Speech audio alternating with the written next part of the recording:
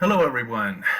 In this lecture we are going to talk about Boolean operations and conditional statements, logic.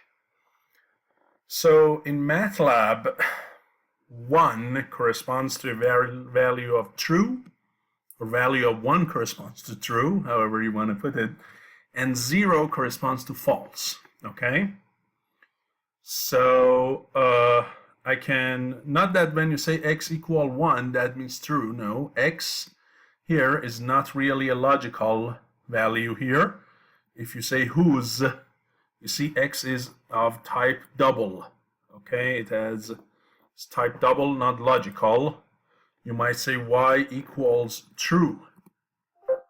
Now it says, what do you mean? You have to use a small t, okay? And if you do that, that's fine. Now, y is a logical variable, and the value of it is 1, okay? So if you really want to set something equal to true or false, you have to type that variable equals true or equals false. And now if you say whose, you see clearly this is 1 byte, not 8 bytes, and it's a logical thing. And you can say z equals false. And you see value of it corresponds to 0, and z is also a logical variable. So there are logical variables in MATLAB for true and false. False correspond to 0, true correspond to 1. And between these zeros and ones, you can do some logical operations. Like, for example, you can do AND. So if you say y and then AND z. So it's true and false. And you know AND only gives you true when both sides are true, okay? 0 and 1, or true and false, the result is always false. Okay, when both y and z are true, the result is true. When one of them at least is false, the whole thing is false, right? And operation, ampersand.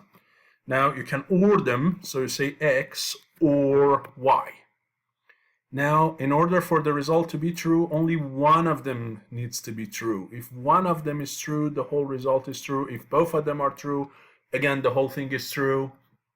If none of them are true, then the result is false. So clearly here you see the result is true, right? So the what we call the truth table for AND, it looks like this. The truth table for OR, it looks different. We have other things like NOT, which of course not of true is false, not of false is true. In MATLAB, whenever you want to do NOT, use tilde. So not x, okay? X was true, not x is false, right? Y was false, or no, actually, x was 1.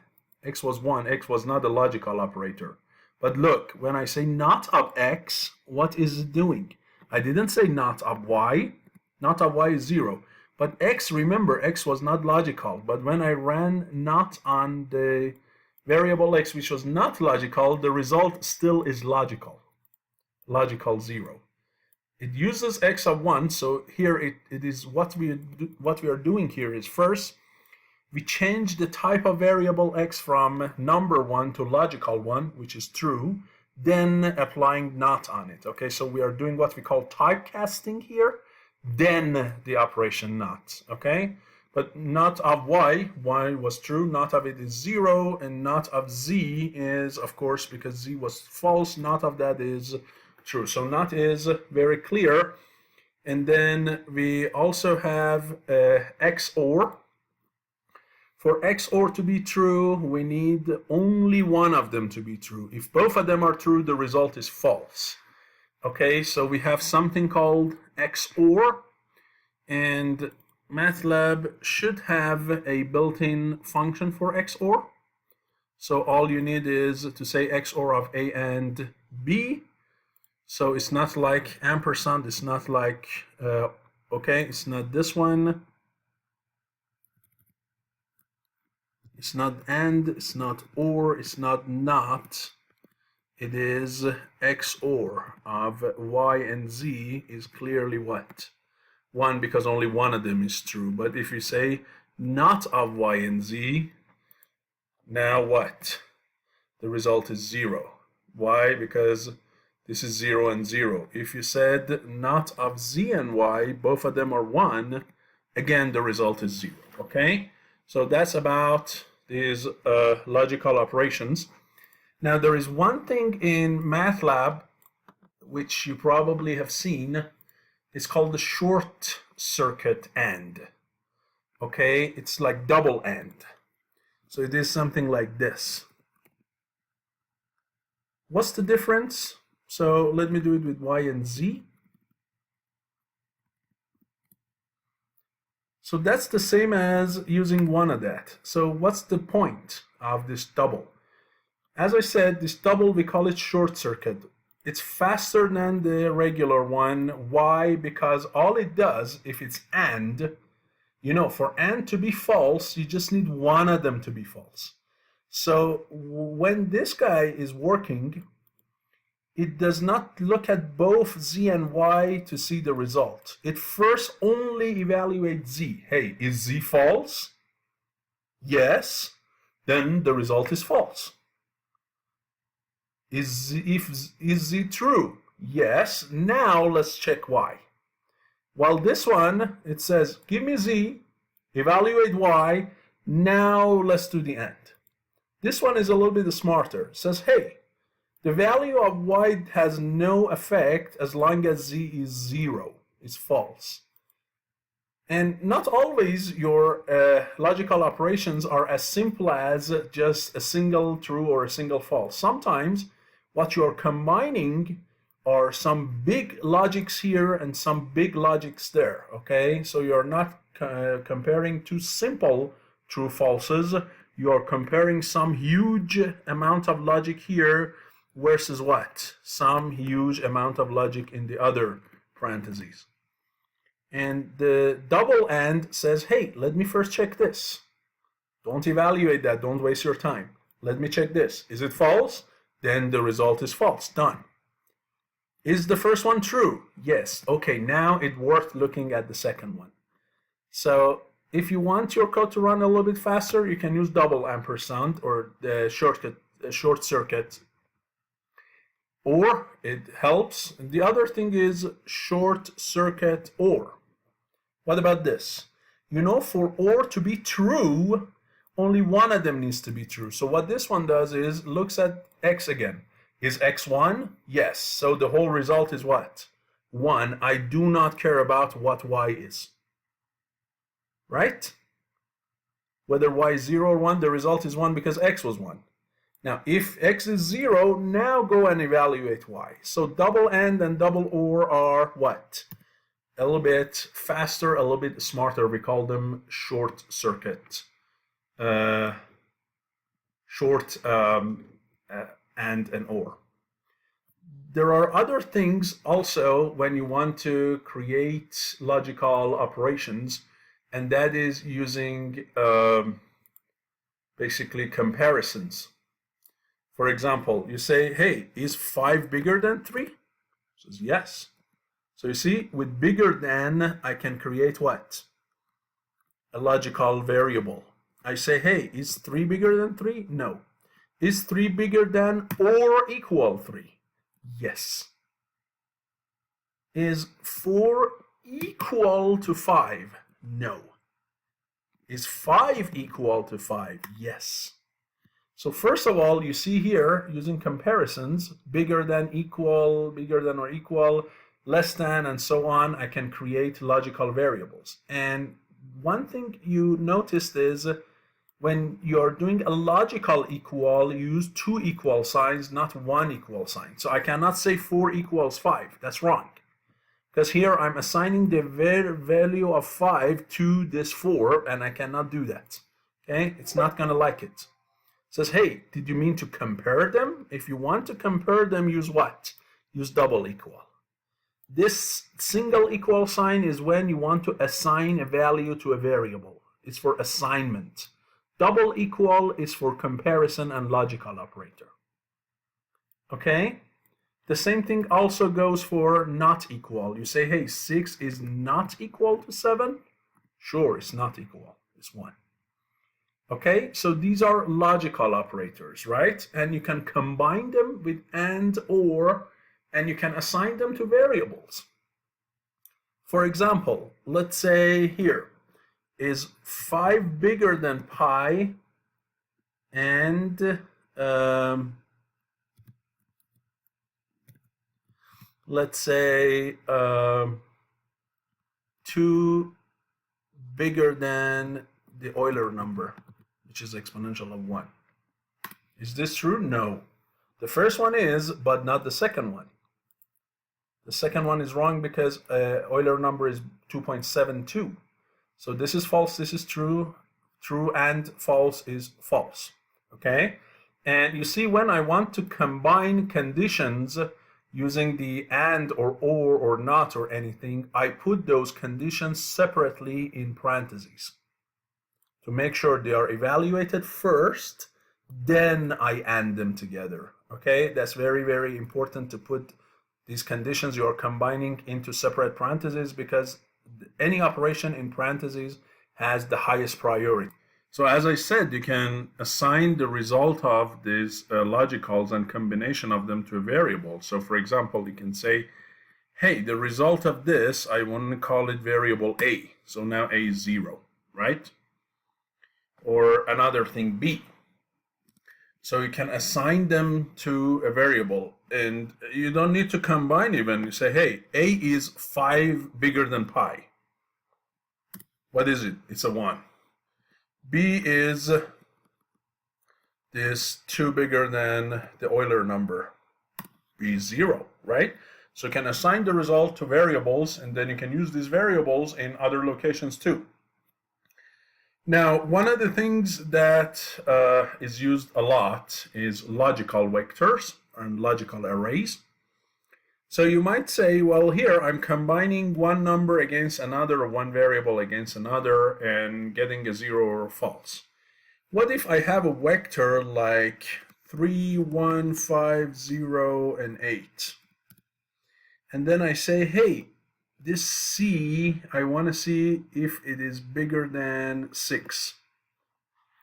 What do you think would happen when you combine not one of these numbers, but the whole vector C against a single number 6? What happens? Then you get what? You get this logical array, which is the same size as C, so it has 5 entries. All of them are logical numbers, and only the last one is 1, the rest are 0. Why? Because all of these numbers, when compared individually against 6, none of them were bigger than 6, so all of them are 0. 8 is bigger than 6, so that is 1.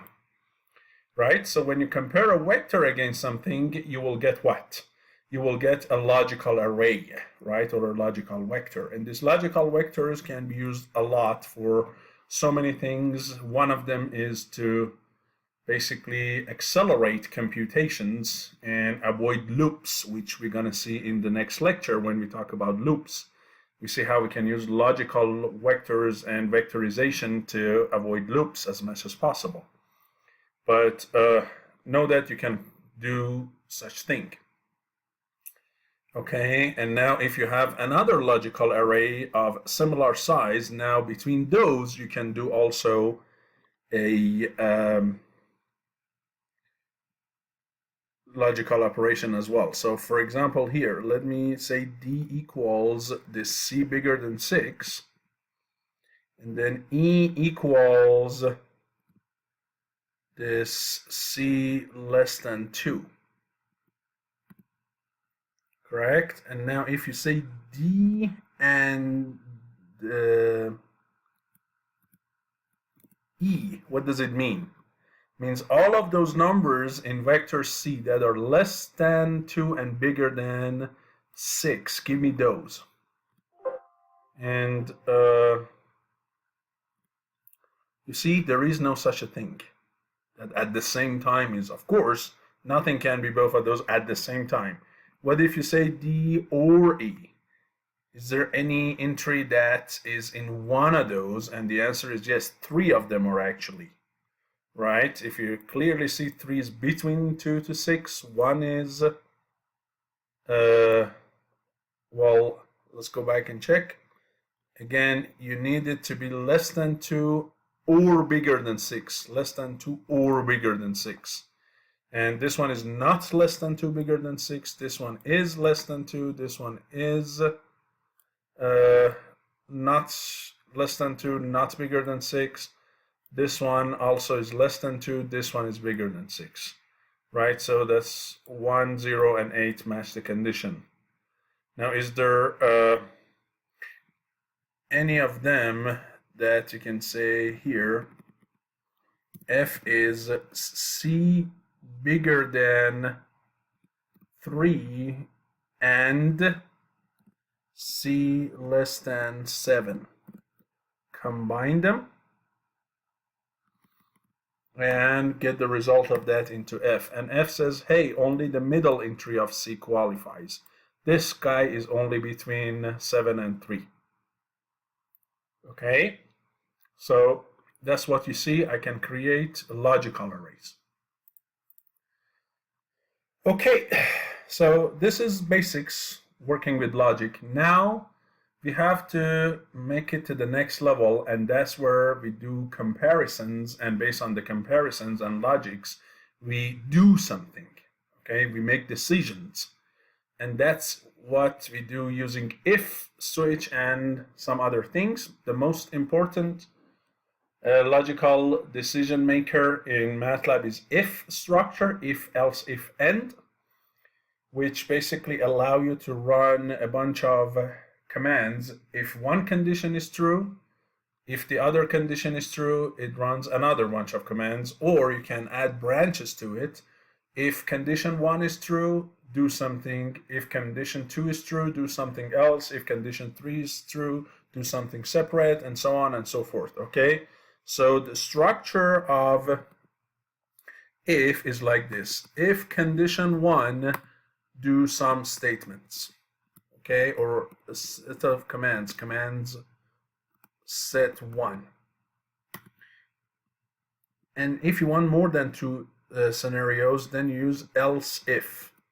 Now pay attention, else if in MATLAB is one single word. You should not provide any space here between them. Else if condition number 2 is correct, then you do what? Commands set 2.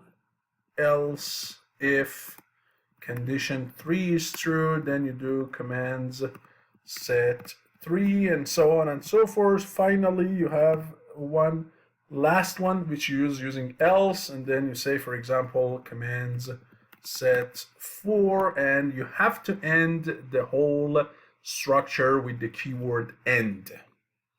Okay, so you should always finish it with the keyword end, otherwise it's not going to run and it is going to pick on you and give you an error. And you clearly see if, else, and end, they're all keywords, they're all in color blue. Okay, so for example, here you ask the user to enter the number for a month or the name of a month, and then based on that you provide the number of days in that month. Okay, so it can be any of them, and let's just for now stick to numbers. Later when we talk about the strings, then we can go there, but first let's just say month is input of enter a number corresponding to a month, and you say between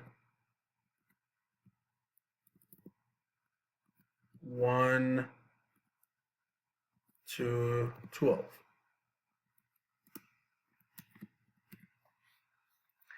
And you store it in M, and then based on M you decide to show basically how many days are in that month.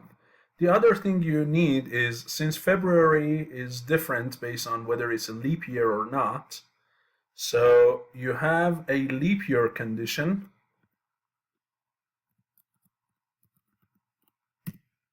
and you say input, is it a leap year? Correct. And what do you expect in return? Either a yes or a no. Correct?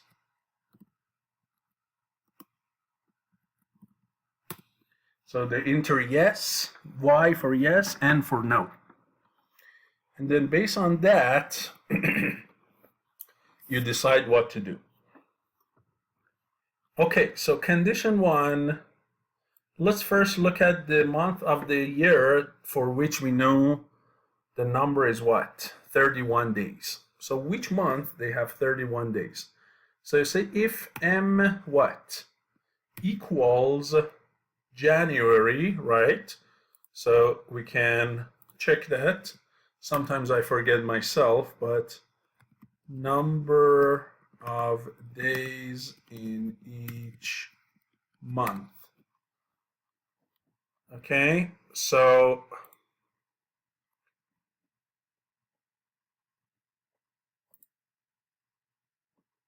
you see January is 31, March is 31, so 1, 3, then we have, what can we do to get rid of this advertising? 1, 3, then 5, 7, 8, 1, 3, 5, 7, 8, 1, 3, 5, 7, 8. So if M is 1,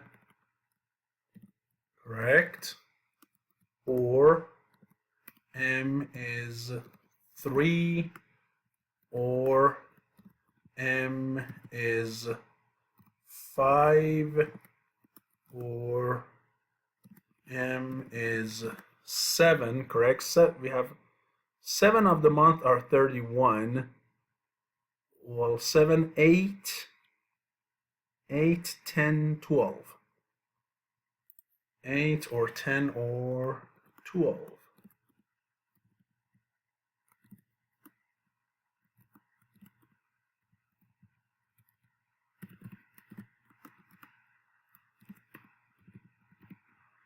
So if any of these happen, or then we say what?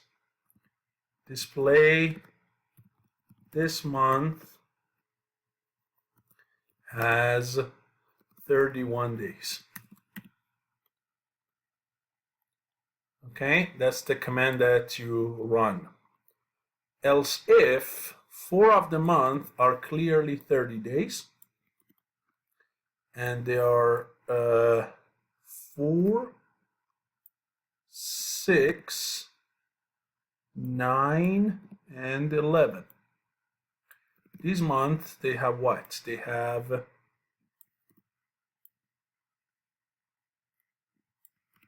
30 days. Else if this M is equal to 2,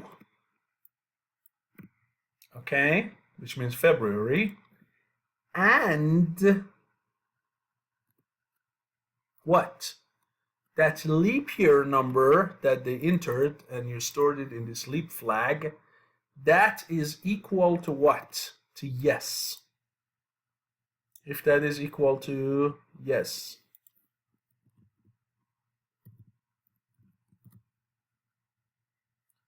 then you have to say what? That it has 29 days. If it's not a leap year, which means none of this condition is true, it's not any of these month 1 to 12, it's not this number 2, and this leap flag is what? False, basically. That is when none of the other conditions above work. You come to else and say, if that's the case, then say what? It has 28 days. Okay? And that's it. So now let's run it and see what happens. So I call it if demo. Now look here when I run it. When I click here, it says what month of the year? It says 6. Is it a leap year? No. Now here I'm gonna click and enter. Do you expect to get some result or error? Let's see what happens. Boom, error. Why?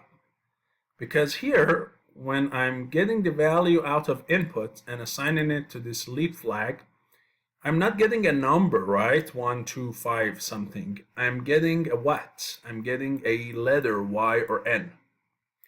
Now, if I don't type N as what?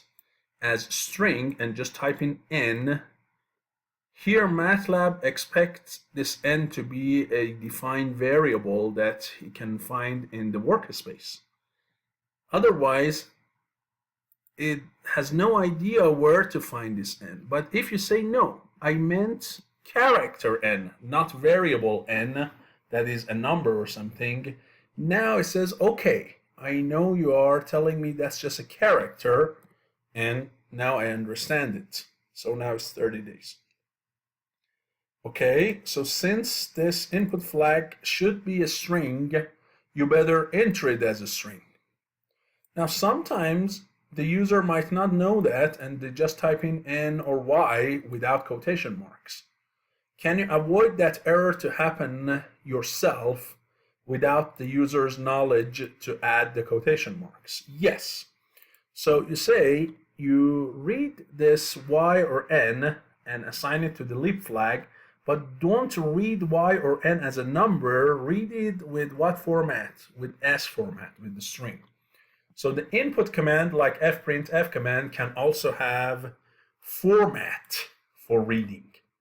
Like fprintf had format for writing, input can also read it as string. Now if you do it this way, look, 6, this time I'm not going to use the quotation mark. Look, no error. Okay, so if you know that the user should enter a string and they might not know, you take the precaution and tell MATLAB to read it as a string regardless of the use quotation mark or not. Okay, and you see it is clearly working. Let me run it one more time. This time I go with February and I say yes, it is a leap year, and there we go, 29. I run it one more time, it's 2, this time it's not a leap year. That's 28. So you see the code is perfectly working. And I can try for you one of the ones that has 31 days. 1, and then what? Yes or no doesn't make any difference. 31 days. Okay, so it works perfect. Now, one of the things you can do is this.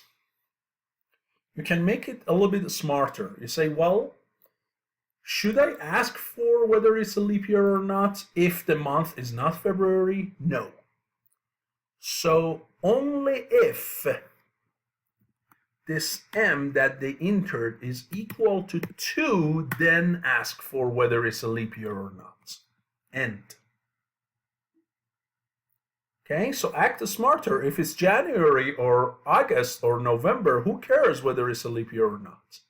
Don't keep popping the second input in the command window if it doesn't make any difference. You see? So make sure your questions are smart. So now when I run it and I say 4, it never asks for my inputs to whether it's leap year or not. It gives me something. But if I do it again and I say it's February, then it says, okay, now what? Leap year, yes, now it's 29 days. Okay, so always make sure you guess what the user can enter, whether they are entering some garbage input. Now, what if you run this code and they don't enter any number between 1 to 12, they just have a typo and type in 14? Well, look at that.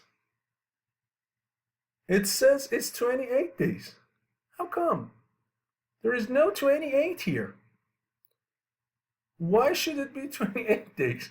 Why? Because 14 is none of these top conditions. It's not one of these numbers, it's not one of these numbers, and it's not M of 2 and that. So it automatically is considered here, the last condition. So you better consider else for invalid inputs. So if I were you, I would do this. I would say else if M is 1 and the leap and it is not a leap year, then say 28 days, else, which is for garbage inputs, then display what? Invalid input for the month, or invalid inputs. Pay attention. Okay? So look, 14. Invalid input, pay attention. You might even throw an error at them, right? Because they probably care more if you get them an error message instead of displaying something nice and being quiet. Because error message, when it's created, it also creates this ding song, so that will go on their nerve and they come back and look.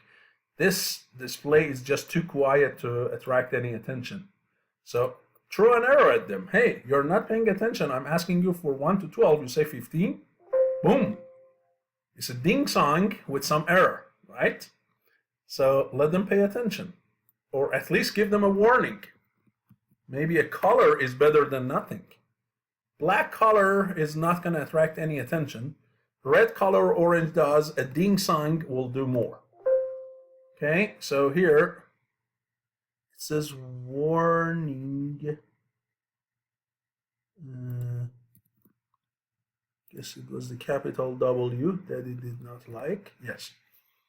And you see, at least it throws something, so they have enough of attention to the problem. So this is else if, else, and end.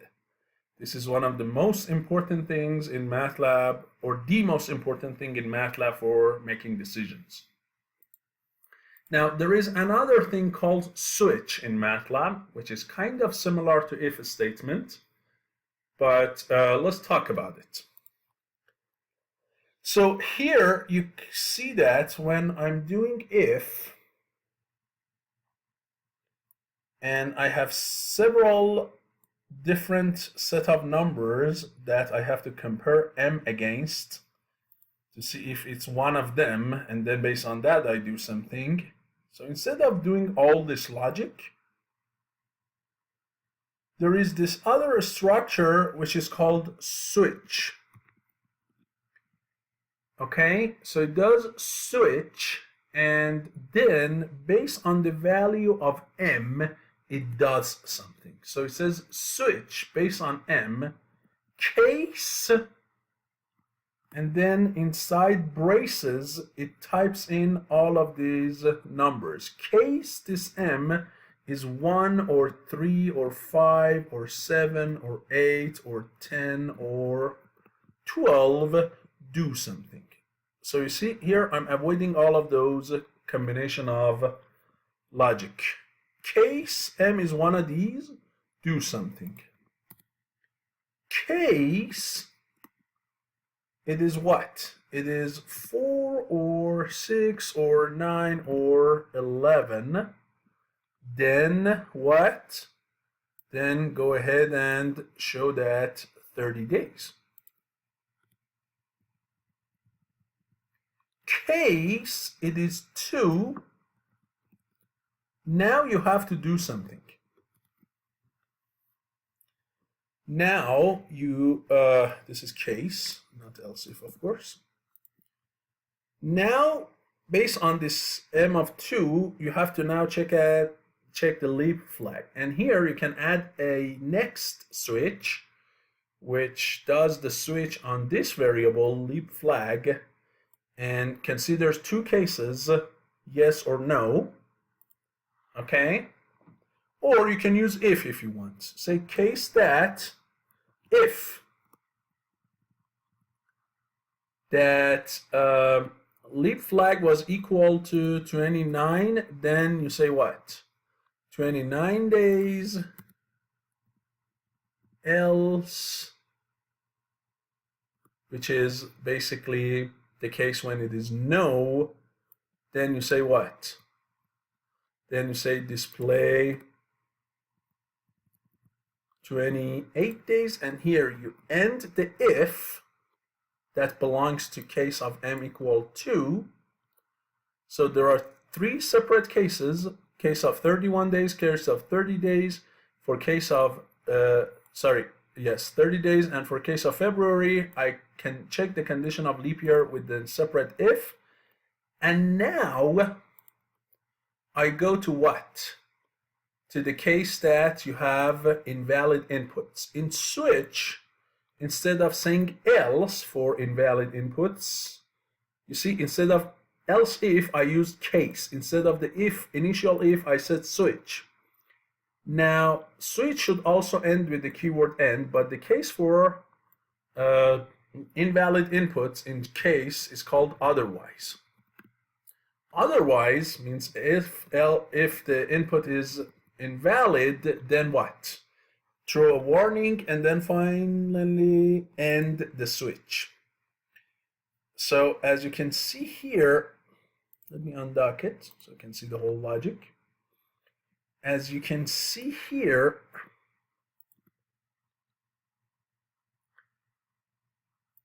I'm doing switch case something else, otherwise, instead of if-else-if-else-if-else end, right?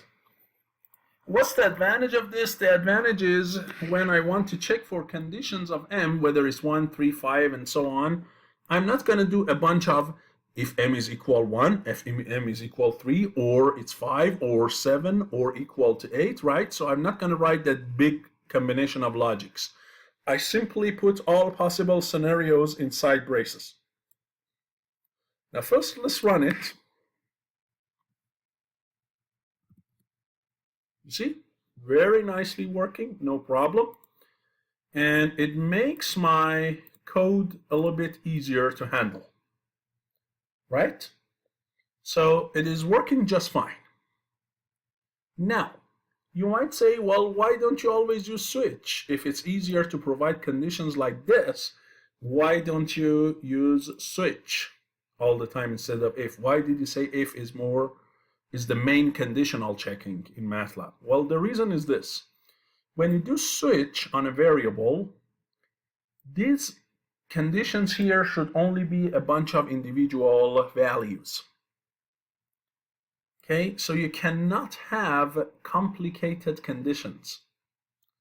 All you can do is to check different values for variable m or whatever variable it is, and based on that you make a decision.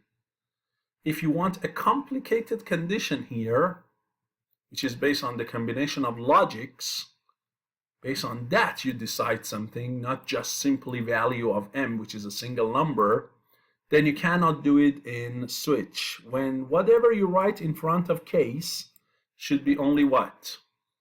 Different values for one single variable. Sometimes you need to decide based on 2 or 3 variables what to do, not just the values of one variable. So again, if you want complicated conditions, switch cannot do it for you. There are some ways to get around it, but they don't worth it, okay? If you want, in a separate video, I'll talk about them, but the better that I always prefer is if over switch. Unless, again, there are very simple conditions, which are a bunch of different values for a single variable, then I can use switch, or, as you can see here, I'm combining them, right? The overall structure is a switch, but whenever here I need, I can use if. Or here, as I said, I can use another switch inside another switch, or if inside another if. So they are called nested ifs and switches. Okay, there is one within the other one. They're called nested. And the same thing can happen, as I said, for the previous case. Remember, it was else if. But since else if, I could combine 2 conditions, whether m is 2 and leap flag is y, or m is 2 and leap flag is n. So in that else ifs that I did for m of 2, I could combine this condition with that condition. But in the case, I cannot look at this separately. I can only look at m. So that's about if and switch and the power of them. Now, let me show you a couple of more important things. One thing is, well, if the user enters some invalid input, what would you do? One of the ways is to throw a warning at them, not terminating the code. The other one is to throw an error, terminate the code. The other one is to display something, don't throw an error. What if they do something wrong, you simply cancel the rest of the code. Stop executing the code, but do not throw an error message. Do not. Okay, so it's like they said something, you're not gonna have a fight with them, but you're not also gonna talk to them anymore. Say, hey, you are crazy, I'm not gonna talk to you anymore. I'm just gonna stop the code, I'm gonna go my way, I leave you alone. Right? So this is like these people that would rather go away and not have a fight, yet not work on making anything better. How can you do that? So to demonstrate that for you, I add one single line here so you know whether this line is executed or not. So here, look, when I do a warning with some garbage input, look, the Z is still created. It means it gave me a warning, but it went all the way to the last line. If I say error, it's not going to happen, correct? It is not going to be happy. It's not going to do the Z for me, and it is going to throw an error. If I did display, still acts quite similar to the warning. Very quiet, shows something, still runs the last line of code that maybe you shouldn't be doing. Now, instead of that, when I display my error or whatever, I add one single command, and that is called return. What does return do? Means return the control back to a specific input. If you don't provide anything, means return it back to the keyboard. So basically go back to the keyboard and say, hey, I'm waiting for you to see what you want to do now that you messed up. But I'm not gonna continue to line 22. I'm gonna stop it right here at line 19 or 20. Okay, because your input was rubbish. So look here. If it's 20, what would you do? Invalid input. You see? Stop the execution. Turn the control back to you in the keyboard so you can type in whatever you want, and did not run the last line of the code. So the command return in any part of the code is used to stop the execution of the code right there, but it does not throw an error message, it does not throw a warning or anything. Now, in the other lecture, when we talk about loops later, I'll show you if you have a loop and you want to stop the execution of the loop, the way to stop a loop is not the command return. Whenever something is in a loop, whether it's for loop or while loop or anything, the way to stop it is the command break. Okay, so we have two commands to control the flow of logic in the loops. Break to completely stop it and continue to pass it to the next iteration. But if you don't have a loop and you want to stop the code at somewhere, whether it is within the conditional if or switch, or whether it's outside of it, you can simply use the command return. And this return is a good thing to check for bugs in the code. Okay, so this return is kind of like a breakpoint. But the code does not go into debugging mode. It just stops right there and does not continue. So look here. Now I put it in line 3 outside the if structure or switch structure. Here. Now it doesn't matter even what I enter for. Boom. Right? Nothing happened. Just stopped at line 3. Line 5 was not executed. No if statement, nothing. Okay, so this command return is a very useful command whenever you want to stop the flow of the code check for errors and something that's kind of similar to a breakpoint without going into debug mode. Okay, so this is checking conditionals and Boolean operations in MATLAB.